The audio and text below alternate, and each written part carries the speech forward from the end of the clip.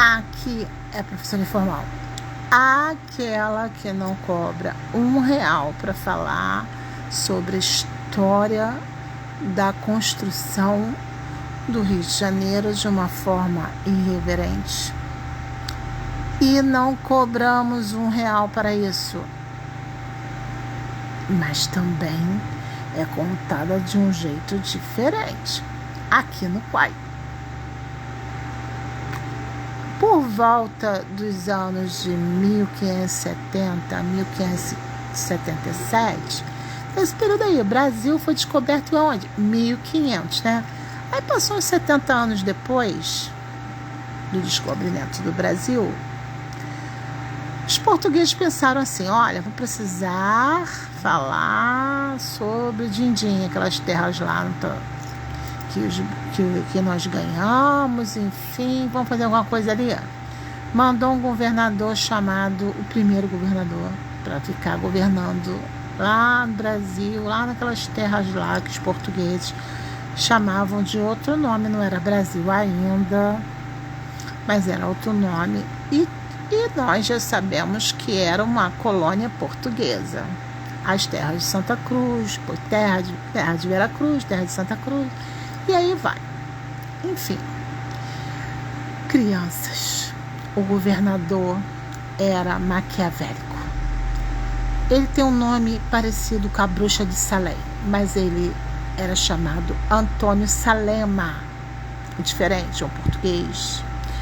E ele pensava em fazer negócios e queria, sabe, aquela novidade do açúcar, vamos plantar, porque era muito difícil, não tinha açúcar na época, né? Não existia açúcar, era tudo mel, né?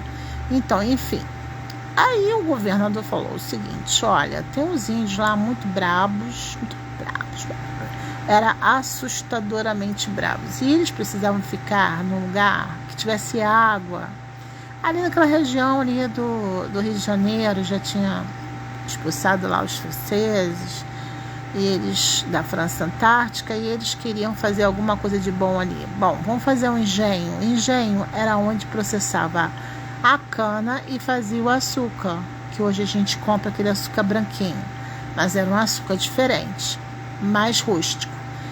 As crianças, olha, o que aconteceu? Eles pensaram o seguinte, vamos fazer uma maldade com aqueles índios? Vamos.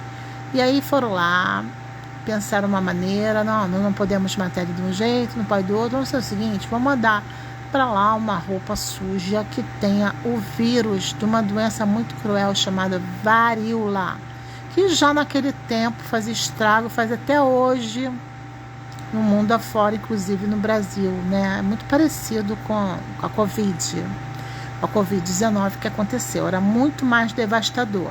Os índios tinham um sangue muito puro, eles não tinham contato com o branco. O que aconteceu? O Antônio Salema mandou alguém lá e jogar a roupa suja, lavar a roupa suja, cheia de vírus, na lagoa. Conclusão, as crianças adoravam tomar banho ali. Aí foi a infecção de varíola. Exterminou crianças, várias crianças indígenas. Muitas crianças indígenas, foi mais de 50 mil indígenas da tribo dos Tamoios. E aí, os bebezinhos doentes, os pais também ficaram doentes, e aí tal conseguiu, né, acabar com a raça dos Tamoios que viviam ali. Muito triste essa história. E aí, nós chamamos esse processo de ficar exterminando crianças de genocídio, sabe? Essa palavrinha que todo mundo está falando de genocídio. Genocídio é puro interesse político-econômico que causa esse genocídio. Enfim, crianças, desculpa pela história triste de hoje, mas fiquem longe da varíola e vamos vacinar contra a varíola. Tomar a vacina é muito importante, né? Porque nós temos o sangue indígena e nosso sangue puro não pode ter contato com nenhum vírus, né?